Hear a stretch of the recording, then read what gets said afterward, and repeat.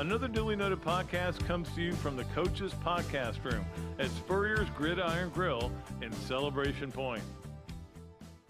Okay, and welcome into another Dooley Noted Podcast, brought to you, as always, by Titan MRI and from the Meldon Law Gator Studios. And Coach Spurrier's appearances, as always, are brought to you by Meldon Law. They won't back down. We're going to start the show off with Coach Spurrier. He's got somewhere to be, and we also want to get his take on what was an exciting game, certainly on Saturday, and just an interesting. I want to start out with the way Anthony Richardson played, and to me, Steve, I was looking for this, and I saw it. So much better footwork for him in the pocket, moving around in the pocket. Oh, he definitely competed. Yeah, he competed hard. I think the message Coach Napier had to give him was, man, you need to compete, and that's what he did. He ran the ball like a running back and threw it very well, and yeah, he was an outstanding player throughout the entire game. Our defense struggled to stop Tennessee. I think they never punted. Is that correct? Never did. So Florida only punted once because they went for all those fourth downs. Yeah, we went for fourth and made most of them. So yeah, I was going to ask you. That was a good play. There was one that reminded me of that FSU game in '93 when you went for it on like your own 5-yard line. Remember that? On 5-yard line? Yeah, because if you didn't keep the ball, you could not win the game. And then you drove down and scored there to cut the lead. I think to whatever, and of course to set up the other play by FSU. But how did you feel? But the aggressiveness that Billy showed, I really appreciate. In that he went for all those fourth downs because he also knew his defense wasn't going to stop him. That's right. You go for a lot of fourth downs if you don't think your defense can get a stop. Yeah. If you got a strong defense and you're about midfield, well, let's punt it down there. We'll get it right back at midfield. And that's what we were able to do most of the years I was here. Our defense was strong, and that was a big reason we won so many games. So anyway, but right now we're a team that I guess our offense is a lot stronger than the defense. And what was interesting this weekend also was that South Florida, that we thought they're a heck of a team, they go to Louisville, and Louisville beats them 41-3. Yeah, I couldn't believe that because I thought they looked pretty good. I did too. Yeah. So, but that's college football. Every game's its own game. So just because this equals this doesn't mean that equals that. But you're absolutely right about that game. And so I'm thinking Florida's got no chance now after watching that South Florida Louisville game. But obviously they came out with a great aggressive attitude. I can't explain the defense. You have Ventrell Miller back. He played his butt off. I just don't think there are enough guys. It's again a problem of what they inherited, and it's just going to take a while to build that defense up. Well, the transfer portal can help you also. Sure. It was interesting, the Nebraska quarterback, Adrian Martinez. Yeah. He ran for 4 touchdowns against Oklahoma as Kansas State beat those guys, which was unusual. And anyway, I don't know. It's some players, maybe a change of environment, they play a lot better. Yeah, well, and that's the thing. I think there's some older guys that maybe need to sit on the bench, but we'll talk about that in a little bit. Yeah. But, the offensive game plan there was to put the ball in Anthony's hands and let him go. And I think maybe you talked about just handing him a piece of paper that said confidence on it, put it in his back pocket, right? Well, I think just saying, he did, your game plan is going to be we have to ride you. We're going to ride you. I know you did that sometimes with quarterbacks. Other times you have to play around what their problems were. But well, there's all kind of ways you coach individuals. Most of the time, if you yell at them a little bit, which John Wooden, he's my favorite coach of all time. I think everybody out there knows that. He said if a player doesn't play within the confines of what's best for the team, and he's doing his own thing, you got to put him on the bench. And if he messes up, you got to put him on the bench, and then bring him back later. And so that's what we did. I remember my first year here, we benched one of our starting left tackles, who was about a 2 or 3 year starter, and put another guy in there because he wasn't playing worth a flip. And one of our players said, before Coach Spurrier got here, you never got benched unless you got hurt. If you were a starter in game one, they went the whole season. Yeah. He said, with Coach Spurrier, you got to earn your way every week. Right. And I thought that's what you're supposed to do, earn your way every week. So that was just the way I looked at it. And even the quarterback sometimes. And now they're going to make mistakes. Everybody is. But, get them to where, hey, they got to be accountable. And obviously, the quarterback in Tennessee was pretty good. Yeah. And it's kind of funny because, the game plan supposedly against Anthony Richardson was put a spy on him, don't let him run around. And I kept wondering why. And again, if you don't practice this, you can't change it up. But why they didn't put a spy? Why didn't we do that? Yeah, exactly. Yeah. The quarterback runs. It is interesting. I hear the NFL guys talk after last week, and Lamar Jackson. It's tough stopping him because he can run and he's a good passer. Yep. And Anthony Richardson, the quarterback of Tennessee, they're good runners and good passers. So it's you almost have to have a control rush. I heard one coach one time say that when we played those guys who could run, you have to keep them in the pocket. Right. Yeah, you tackles don't just go out of control. Controlled rush, and if he comes up, try to make a tackle instead of trying to get a sack. And that's a good theory, I think, of trying to make those guys beat you by throwing in the pocket rather than letting them run out of there. All right, I got to ask you about the 2-point conversion they went for down 11 points. I understand his theory behind it. I understand he's a big believer in analytics, but he'll never convince me that's the right call. I would still cut it to 10. Yeah, I would too. Yeah, 10's a pretty good number. Field goal and touchdown to try to get it's math, overtime. But some guys like to go for 2.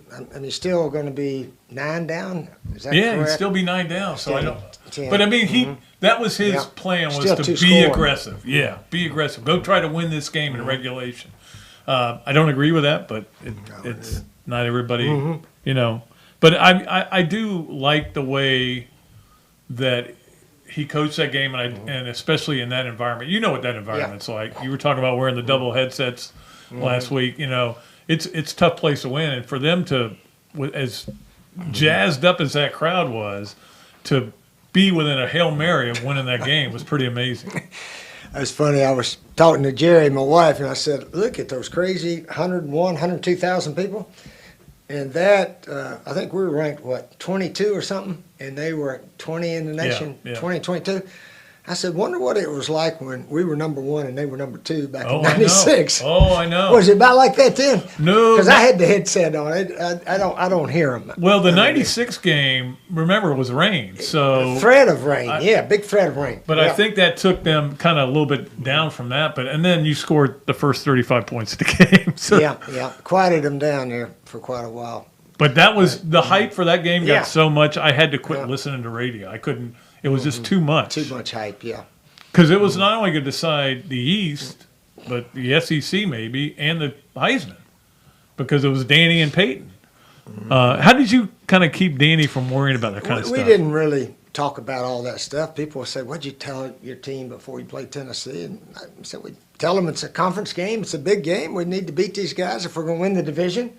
That's our first goal, win the division, and try to win the SEC. And then if we're in position to win a national, that'll be our goal too. And certainly we had the teams capable through the mid-'90s there to do all that. So, but we didn't get all hung up on, where it's played and the crowd noise. We just tried to concentrate on what you can control, and that's your performance. Did you guys pipe in crowd noise back then? I never did do that. Not once? No, never did. Now everybody does it. Yeah, they go in the indoors and pipe it in real loud, I guess. But we used hand signals. Danny would give signals and so forth. And your offensive lineman, they just got to watch the ball. You can't hear anything, so you just, you watch who you're blocking, but you got to keep your eye on the ball over there also. There were some. It was a great. Well, by the way, we need to get to our Campus USA Credit Union Play of the Game, which, of course, it's great to have them as a sponsor for the Play of the Game, and Coach is a spokesperson for Campus USA. So we're ready to play that, Tammy? Let's see the Play of the Game. I think you may know what it is. It was very early in the game, and here it is. And this is the footwork thing right here that I'm talking about. The way he moves around there, and then finds a guy, and then just kind of inspired the team. Oh, man, what a run. Yeah. So Zipper, the tight ends have been almost non-existent, and now all of a sudden they came up big in this game. I think Zipper's saying, man, start throwing me the ball. Look what I can do with it. Yeah, he broke, 3 tackles on this play? Yeah, that was a heck of a play. Well, there's one, and now he runs over that guy. He beats this guy twice. The one guy and then twice. that guy tackled him in the end zone. Yeah, that was a heck of a play there by Zipper.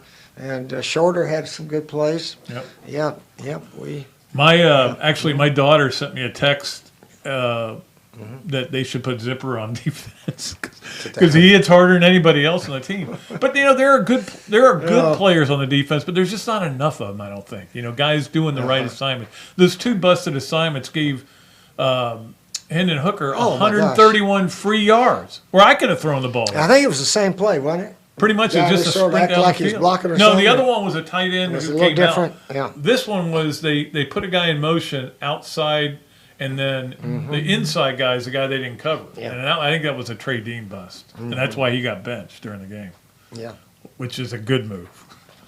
Well, you can't just allow them to run free right down the field, but it did happen a couple times there. Yeah, it's a shame, but and again, and it's such a great game, especially.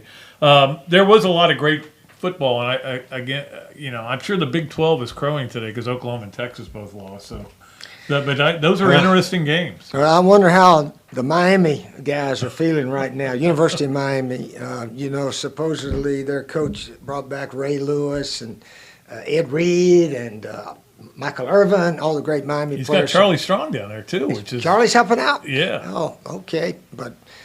He's not a Miami guy. But anyway, all the former greats, and they were going to bring that culture back and all this, that, and the other.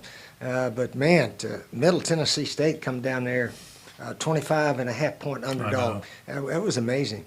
So, but I guess that's sort of where football is nowadays. These schools that don't have big names, they got some ball players that can play.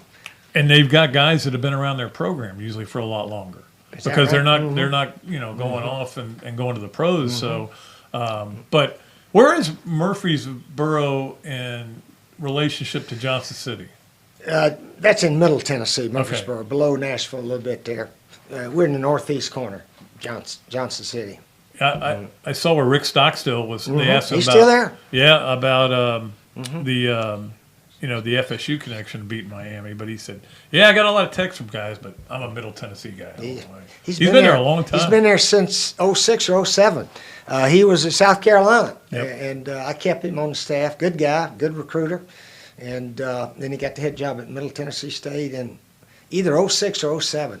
So he's been there quite a while, long time. Yeah, he likes it there, and that's a heck of a win for them. I think it's the first win over a ranked team. Now, Miami probably shouldn't have been ranked, but a lot of those preseason rankings got to filter out. Yeah, you're exactly right. How did they get ranked? Yeah, exactly. I don't know. But it kind of filters out as the season goes along, I think if you pay your coach between $9 and $11 million, you automatically get ranked. Right. I don't think Michigan State's going to be ranked either now. No. That they've had their 2 losses or so. No. One other thing I wanted to ask you about, because the game time for Missouri's been announced as noon. These Eastern Washington games at noon. First of all, what kind of time of day did you like to play the game? Did you like the noon games to get them done and get up and go to them, or did you rather? We didn't have a whole bunch of noon games. It seemed like a few, but not a whole bunch. I think when you played, it was 1 o'clock. 1 o'clock all the time. Yeah, 1 o'clock, heat of the day. Very seldom. We had a night game here at the Swamp. Now we'd go to Mississippi State and have one occasionally, things like that, or LSU could have night games there. But at home, we were pretty much 1 o'clockers all the time. Yeah, no, I remember your first game. How was that your first game, believe it or not? Illinois or Northwestern? I'm trying to remember which one. First game in '64 was SMU. SMU, and then it was Illinois, right? Or was it Northwestern?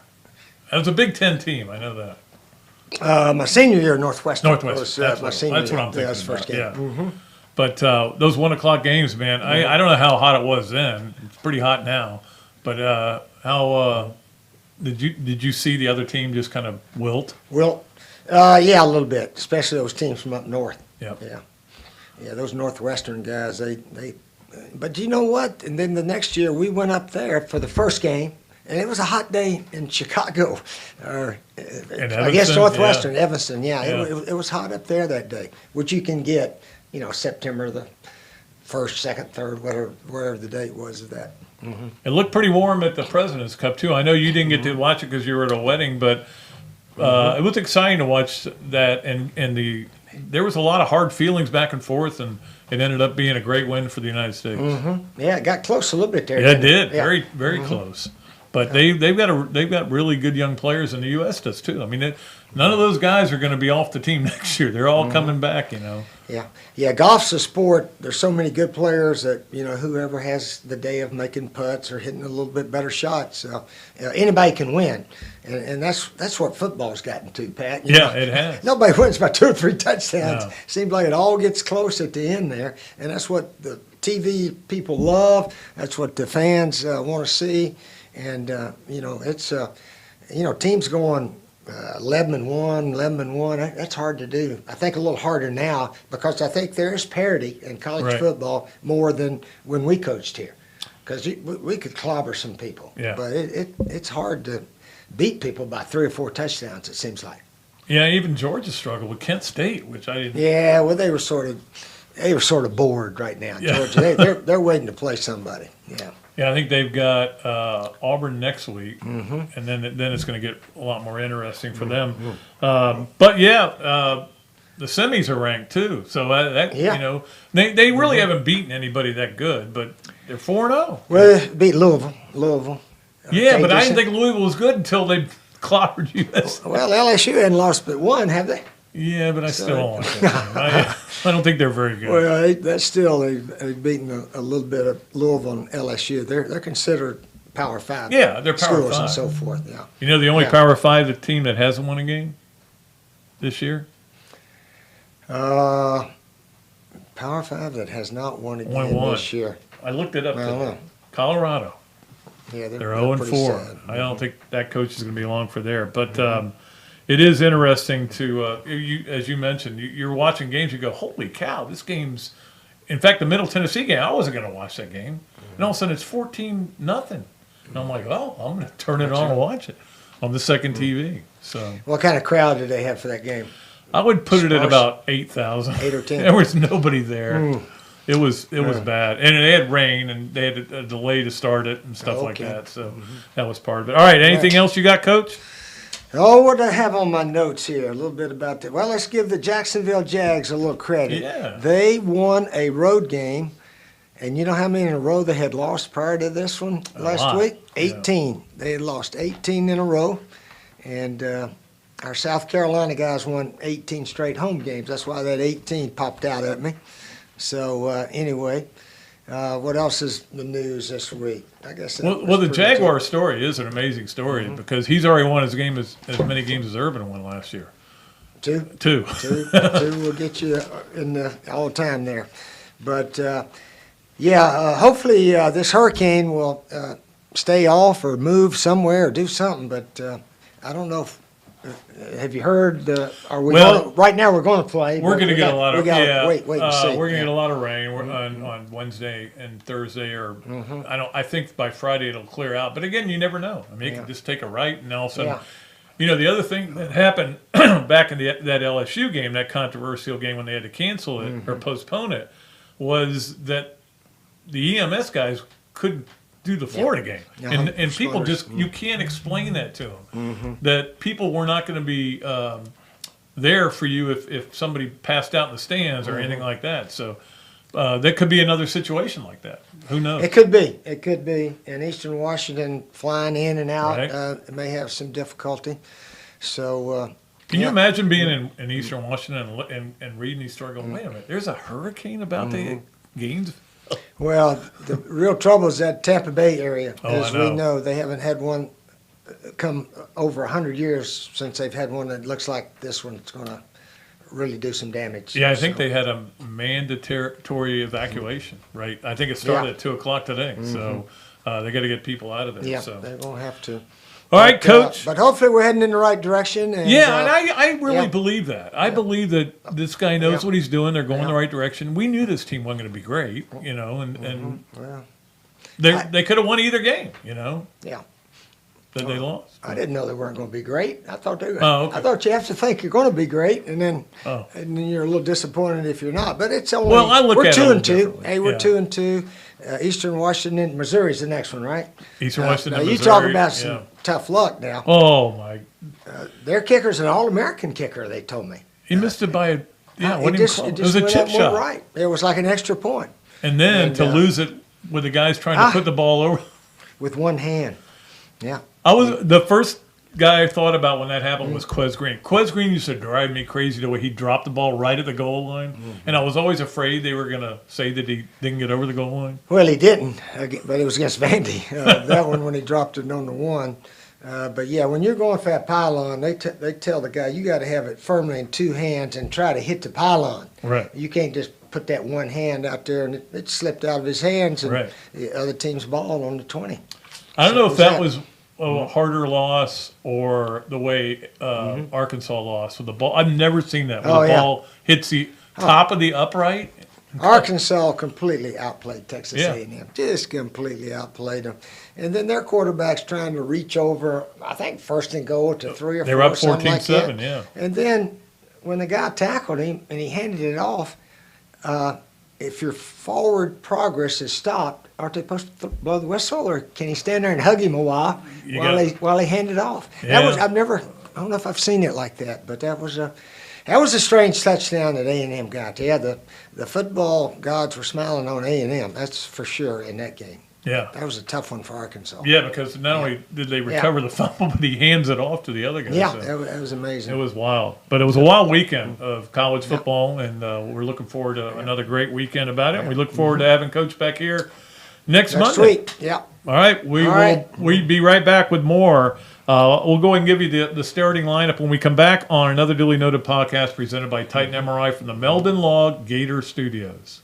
Hello there, everybody. I'm Pat Dooley, of course, from Another Dooley Noted Podcast. And this is a great Adam Brewer, and he's just opened up a place here, Adam Drip Co. To Go. What gave you the idea to do this, to have a to-go place like this? We really like the fast concept, being able to get the barbecue. Now we have this new online ordering. So before it was a call ahead carry out, quick service. We have like a curbside kind of a deal where everything's ready to go for you. And then we thought, wow, we have a really great dine-in concept, but how can we make this streamlined for the customer and make it easy and accessible for all parts of town? Adam Drip Co. To Go. Come on down and enjoy it. Great food, great atmosphere, a diverse menu, everything made from scratch, plenty of space, and locally owned. These are all the characteristics of a great restaurant, and you can find each and every one of them right here in Gainesville at Ballyhoo Grill. Ballyhoo Grill prepares all of their food fresh every day, from their salad dressing to their award-winning soups. Bring your family and enjoy dinner under the Tim Trebo Tiki Hut while listening to live music. Or if you're running low on time to eat out, they also deliver through Uber Eats, Bite Squad, and Postmates. A Gainesville staple that's been open for over 30 years. Check out Ballyhoo Grill on Facebook or at ballyhoogrill.com. Another Duly Noted Podcast comes to you from the Coach's Podcast Room at Spurrier's Gridiron Grill and Celebration Point.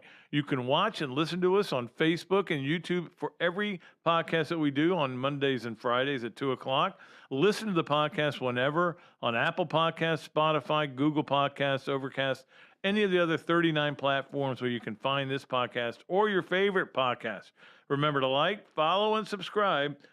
If you have any questions or comments, leave them in the comments section below or call me if you want to do some advertising at 352-317-3444. Things have certainly got a little out of hand lately when it comes to just buying our everyday necessities. Just look at gas, streaming services, and heck, even chicken wings. Well, there is one necessity that shouldn't cost a ton: taking care of yourself and helping fix all the aches and pains in life, and the fine folks at Titan MRI agree. With costs a fraction of what you'd pay at a hospital, you'll not only save money, you'll be taken care of by staff with over 20 years experience. So when you need an MRI, call Titan first, and you can go where your doctors send their families. Now offering CAT scans. Albert, Alberta, I understand you were witnesses to a crash. Can you tell us about the accident?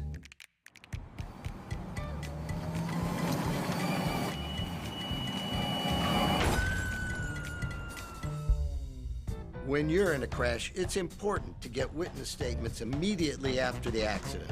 Whether you're in a car, truck, motorcycle, scooter, or even a golf cart accident, at Meldon Law, we won't back down.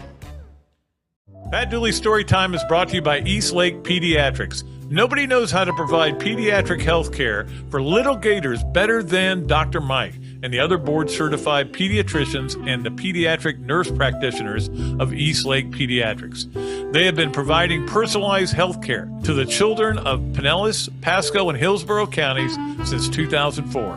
And with the recent addition of Dr. Chris, who is also board certified in sports medicine, they are now offering care for youth sports injuries as well. To learn more about East Lake Pediatrics, call 727-372-6760. And to get to know them better, listen to Dr. Mike and Dr. Carey on their Peds and Pop podcast on multiple platforms.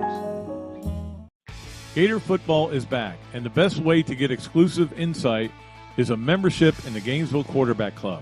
As the oldest Gator booster club in the world, Gainesville Quarterback Club gives you the access to speakers like coaches, Gator greats, and more. Yeah, I even talk over there. It's pretty cool. Share your passion for Gator football with hundreds of other members at weekly in-person meetings or for non-locals via Zoom with an out-of-town membership.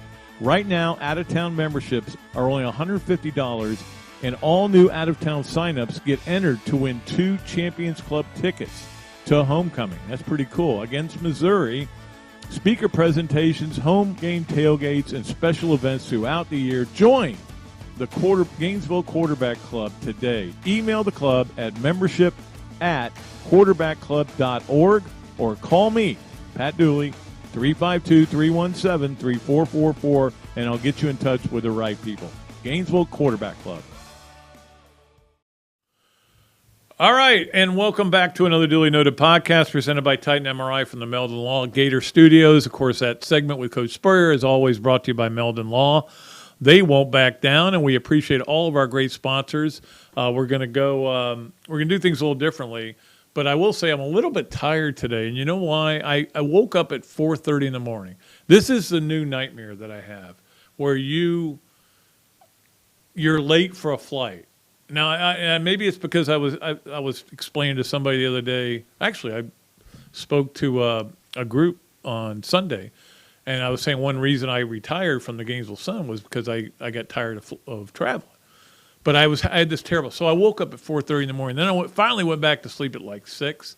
And as I'm sleeping, I had a new nightmare. And Jason, you were in it because I was late for the podcast and I couldn't get a hold of anybody. And I couldn't find your number in the phone book. And I'm like, and I'm trying to drive. It's 2 minutes to 3. So then I snapped out of that one too. So I'm a little tired. After that, a little bit weary. I did want to give you guys an update on what happened Friday with the golf. Not great. It was a fun day and a great tournament. I actually won something.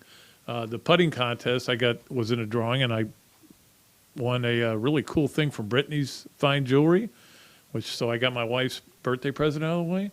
She doesn't know it yet, but we didn't play. We had a loaded team. We just didn't. None of us hit a lot of close shots to the green. We hit every green pretty much, but and we didn't make a lot of putts. We shot 10 under, still pretty good, but 18 under won. Anyway, the Stop Children's Cancer Tournament, we had a blast out there.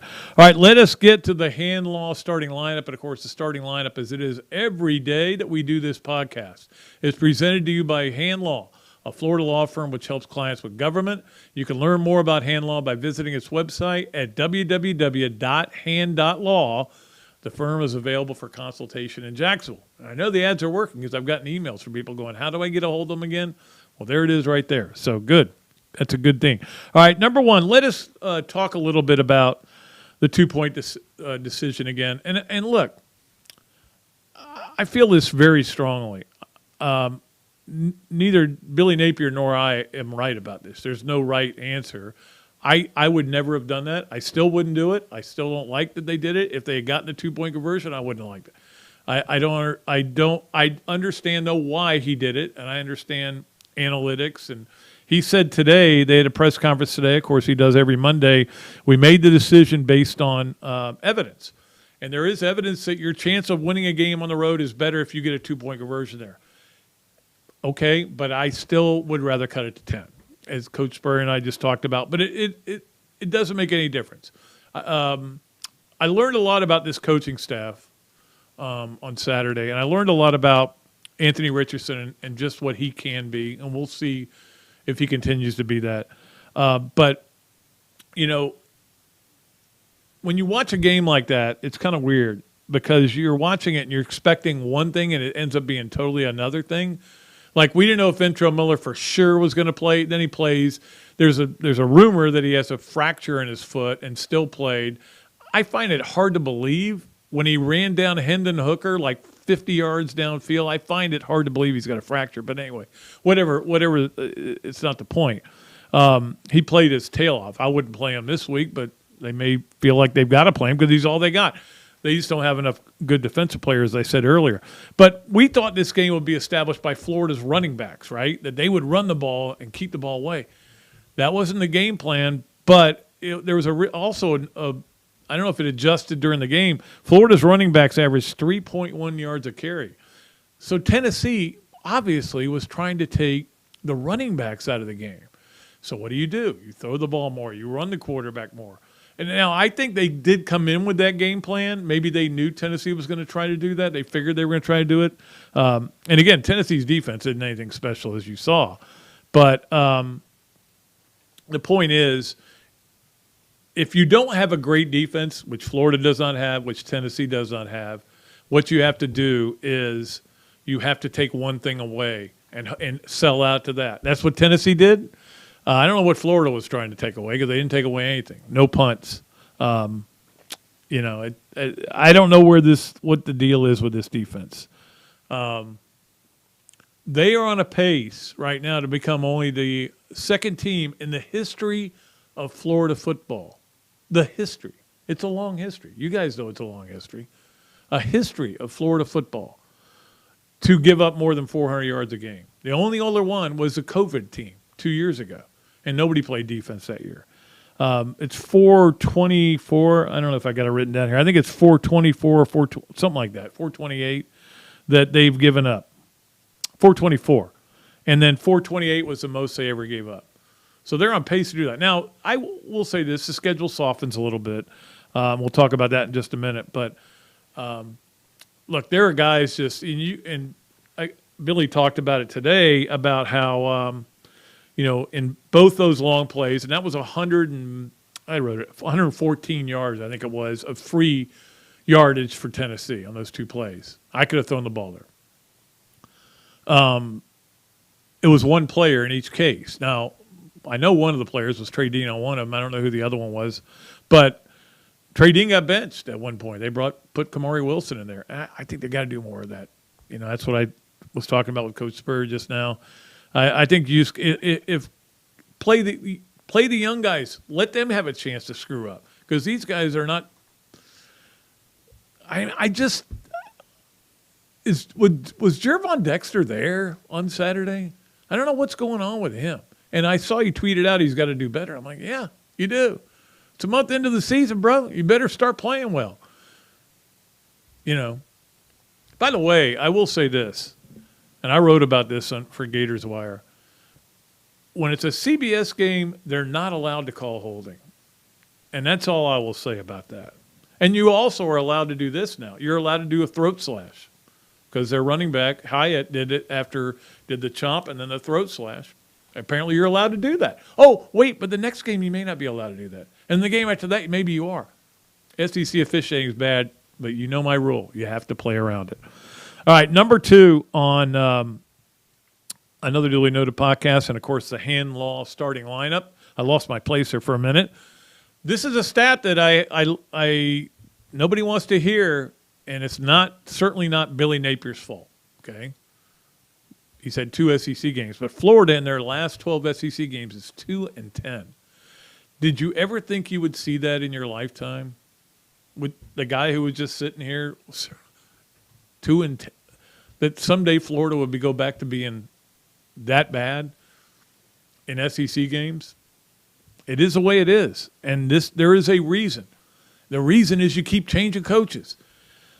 I think Gator fans, it's fine. And I know that today on the tailgate, we're going to get a lot of calls, people positive, negative. It's the way fans are, and I understand that. People are allowed to vent their opinions. But you guys need to get behind this coach. He is the real deal, and he's going to make – I didn't agree with that. I didn't agree with them calling that timeout with like 1:28 to go in Tennessee with the ball. Why give them another opportunity to make it easier for them to – time-wise, to score and take the lead? I don't agree. But he's coaching a certain way, and I think it's, in the long run, going to pay off. I really like Billy Napier. I like everything he's doing. And anybody who thinks that Florida's going to make any kind of change there, you got to be out of your mind. And I'm talking about in the next 3 years, 4 years, 5 years. You got to give him time. We said this before the season. Nobody took the advice, apparently.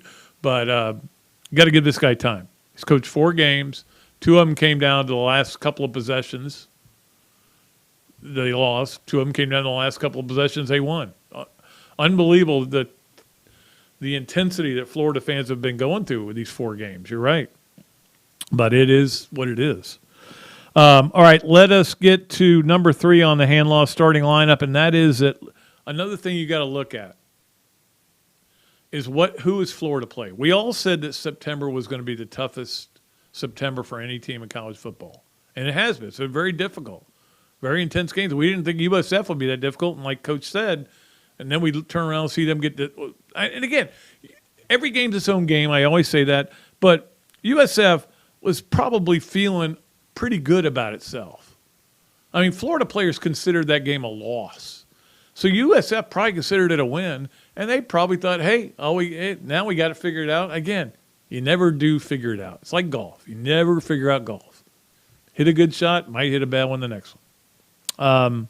But Florida has played teams that are now – here's where they're ranked right now in the latest AP poll, 7th, 8th, and 11th. Now, part of it is because they beat Florida. That's why they're ranked so high. But who has ever started off a season – well, I guess some teams have, but playing teams that are now ranked 7th, 8th, and 11th. That's why it's hard. I tweeted this out on the morning of the game because it was a stat I wanted to look up, and then I said, it's too rich not to use it. Florida was 108th in first downs going into the game. They're 80th now, so it's much better. They're 106 in total defense now, and that's not good.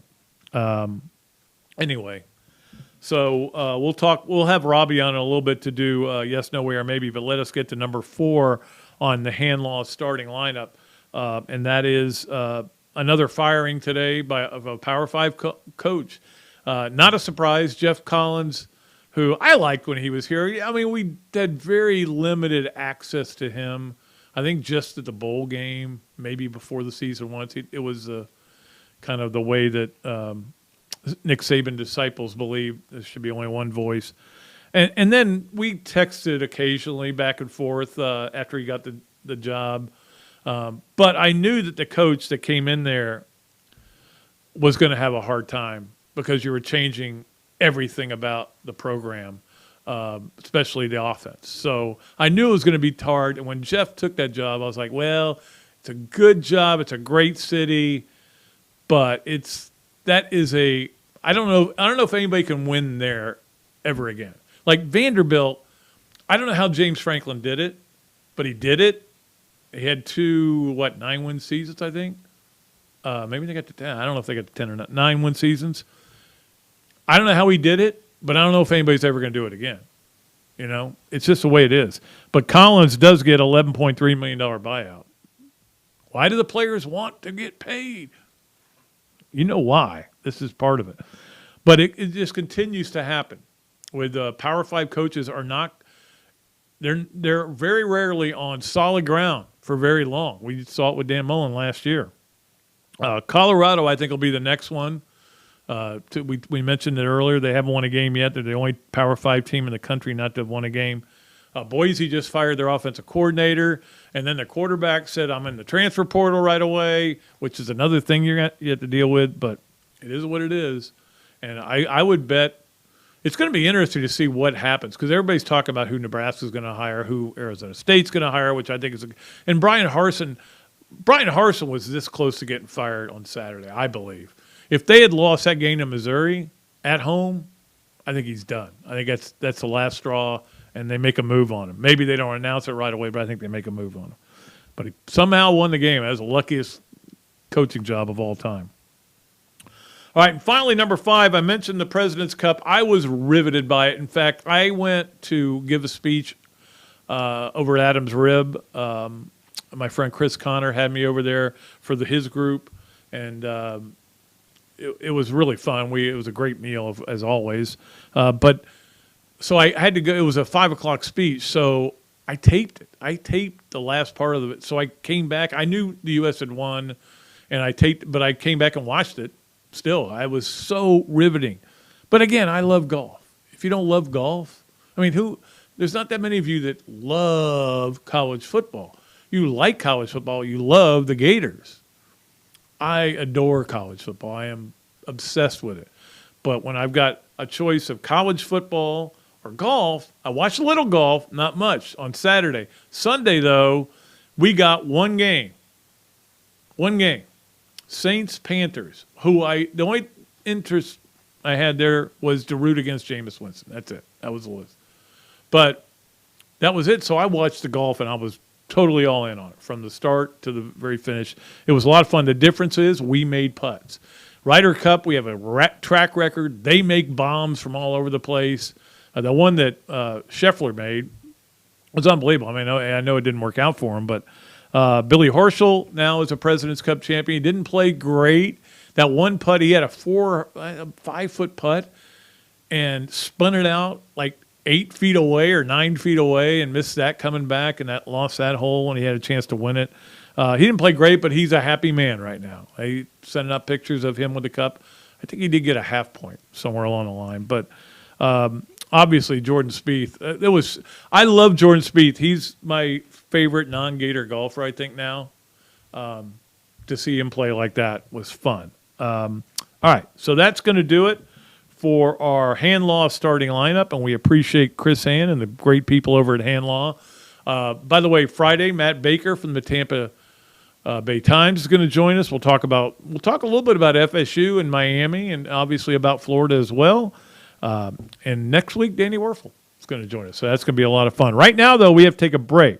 When we come back, the great Robbie Andrew will join us for Yes, No, Way, or Maybe, as he does every Monday here on Another Dooley Noted Podcast, presented by Titan MRI from the Meldon Law Gator Studios. Hello there, everybody. I'm Pat Dooley, of course, from Another Dooley Noted Podcast. And this is a great Adam Brewer, and he's just opened up a place here, Adam Brewer To Go. What gave you the idea to do this, to have a to-go place? We really like the fast concept, being able to get the barbecue. Now we have this new online ordering. So before it was a call ahead carry out, quick service. We have like a curbside kind of a deal where everything's ready to go for you.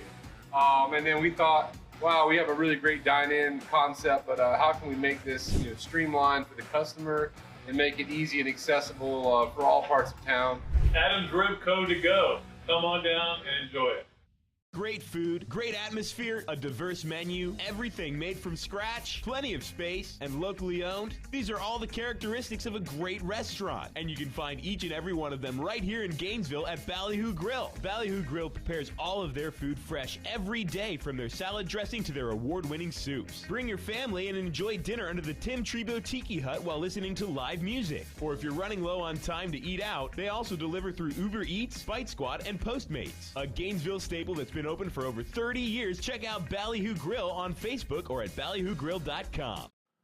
Another Duly Noted podcast comes to you from the Coach's Podcast Room at Spurrier's Gridiron Grill in Celebration Point.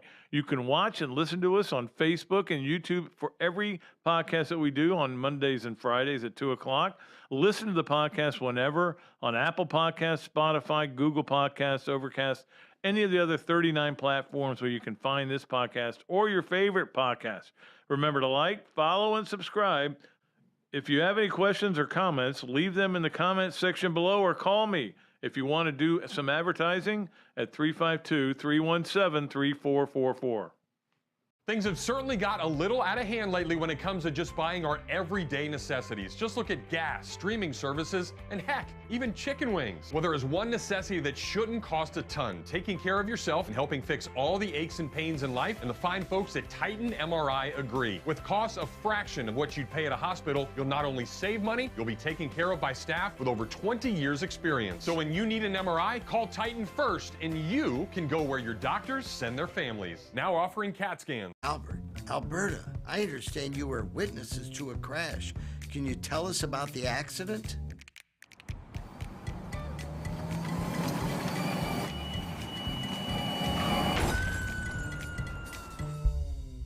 When you're in a crash, it's important to get witness statements immediately after the accident.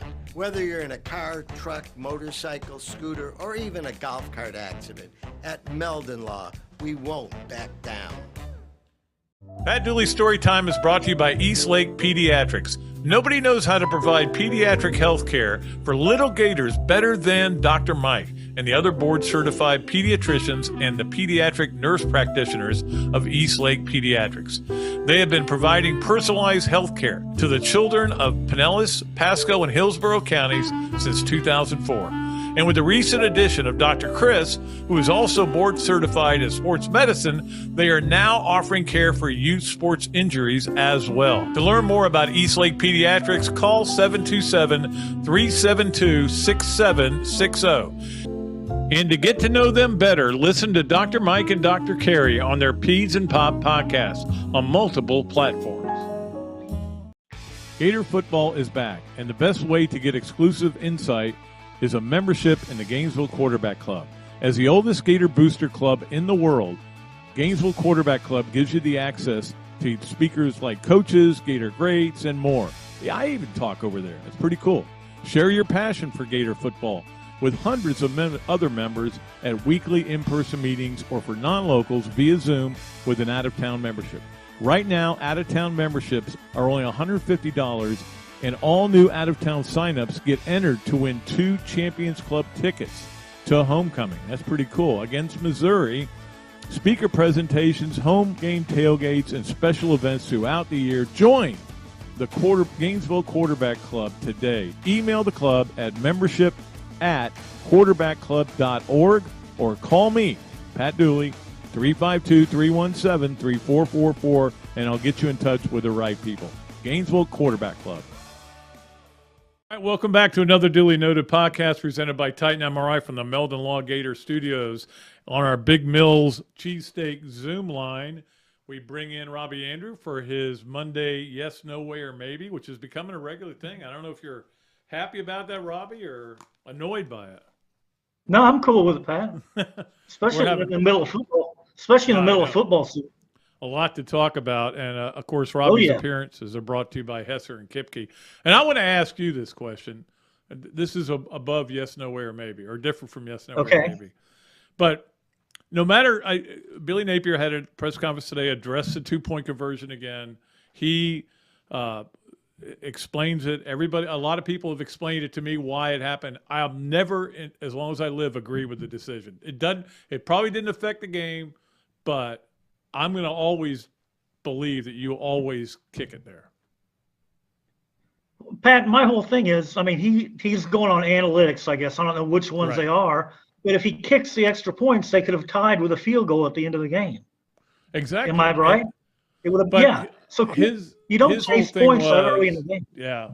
Well, his whole thing was that they basically your chance of winning on the road's better if you get it. But Mike, anyway, I've been talking about this all day, and we'll keep talking about it, and people are going to keep talking about it. I'm with you, Pat. I'm just not a believer in chasing points that early in the game. Well, and especially when you get every point you can get.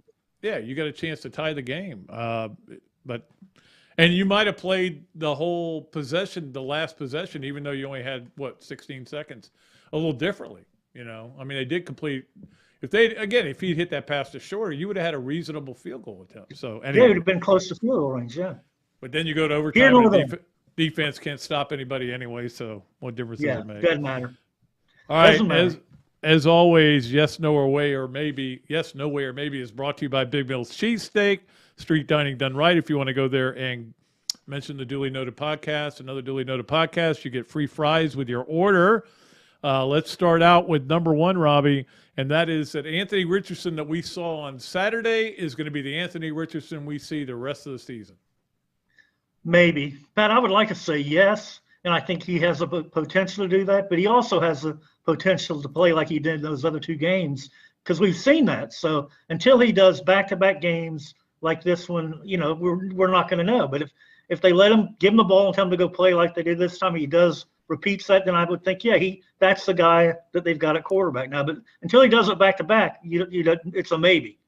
Right. I totally agree with you on that. And, I mean, the next game he may play bad against Missouri or I'm not saying Eastern Washington, but even Missouri, and people are going to go, it's the way it's going to be up and down.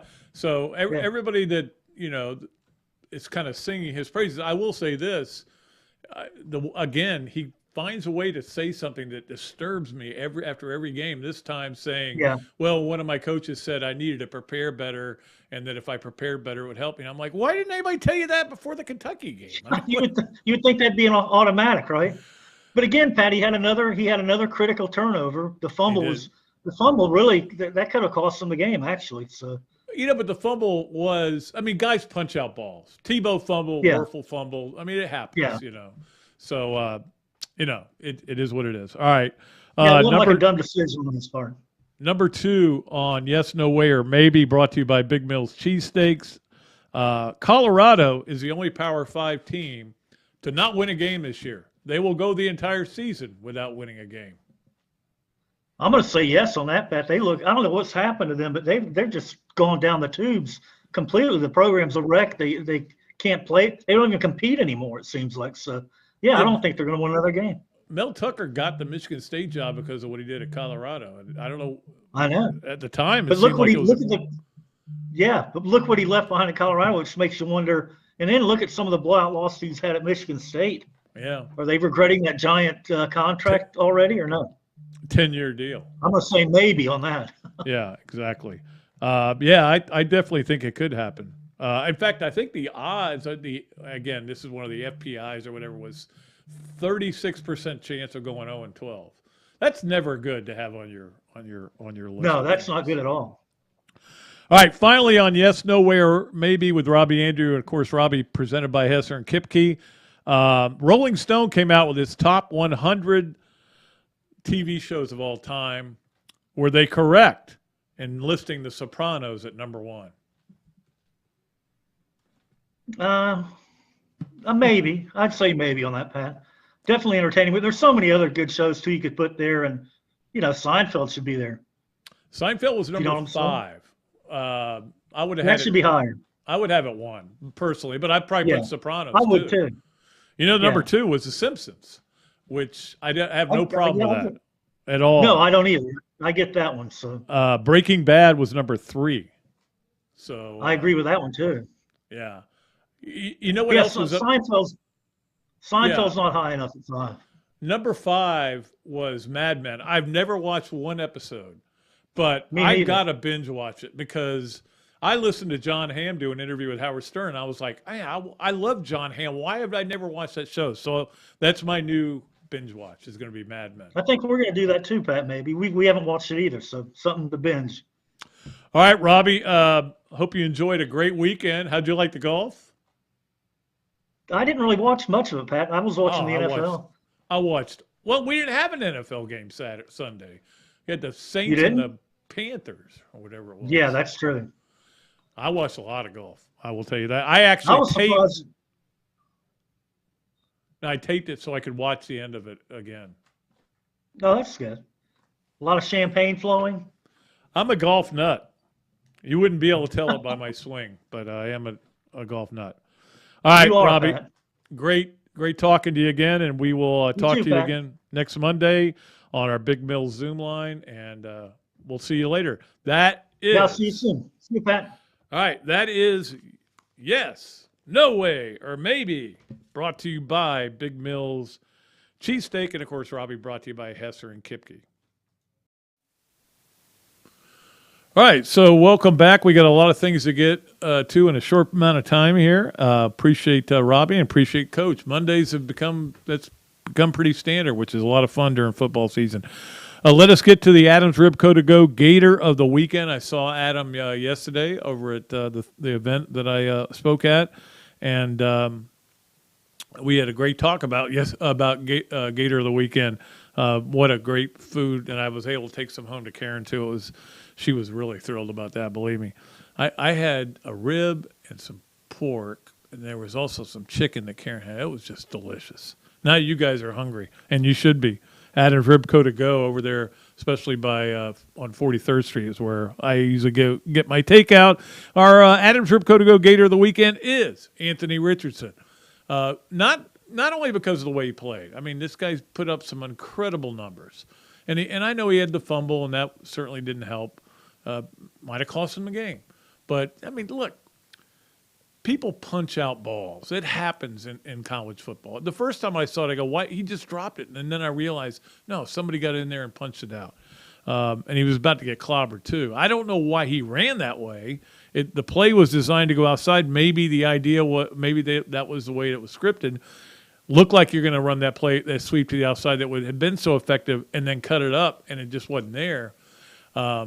But with all the stuff he endured getting dissected, I called him the fetal pig because he was dissected so much by everybody. Everybody had a reason. Everybody had an answer. And look, they may come back in 2 weeks with another one. You know, we never know what's going to happen here. But I bring up this point again. Still a very young quarterback. Very young, and it's very hard sometimes to deal with that. He's got a lot on his shoulders. So I am making him the Adams Ribco to Go Gator of the weekend. It's time for Hesser and Kepke's Three Things, and Ken Hesser just had a birthday Sunday, so he had a good Sunday. He told me went and played golf, and I think went to Prime and Perk, which is where we went on our anniversary. Three Things is brought to you by Hesser and Kipke, a law firm based in Hale Plantation, specializing in employment, workers' comp, and family law. Visit their website at www.hklawfl.com or call Ken and Jennifer at 352-339-9920. Number one on Hesser and Kipke's Three Things, the Pro Bowl apparently is gone. They're done with it, which I didn't know they were still having it, to be honest with you. It's the least watchable all-star game of them all, and it's just football's not meant to be played as I don't want to say as an exhibition because we have exhibition games, but then there people are really trying because they're trying to win jobs. It's not meant to be played the way the Pro Bowl is played. They're going to have a skill contest instead. Pro Bowl's dead. Nobody's going to miss it. Nobody's going to yell and scream, "Oh, I can't believe you killed the Pro Bowl." Number two, people were also really upset about something that happened on Saturday, the end of the Wake Forest-Clemson game, which was an amazing game, and all of a sudden they go to the split screen twice of Judge trying to get the 61st homer, which he didn't either time. Especially college football writers and stuff were really mad, and so they got upset. And they tweeted some things. I get it. I get why they were mad. I was mad when it happened. I said, "What are you doing? Come on, we don't want to. I don't care whether he does it. I mean, I'm he's going to tie Roger Maris's record, and I'm good friends with the Marises. But it's a good story, and I'll deal with it later. But I'm watching the end of a college football game. So don't do that again." And number three, the NFLPA wants a review apparently of Tua Tagovailoa and the head injury he had because you saw him get up. After he was down for a while, he hit the back of his head, got up and staggered and fell down again. They want to know why he was back in the game so fast. I was stunned that he was. Now, the game wasn't on TV, but they did. I was watching the NFL Network, and we did get a cut into that and saw it live. But, they want to know why'd that happen that way. That's not the way it's supposed to work. So we'll see what happens. But the Dolphins won, so I know that they're all thrilled about it. That is our Hesser and Kipke Three Things. Again, happy birthday to Ken Hesser. It is time for us to get to our Gainesville Quarterback Club Games of the Week.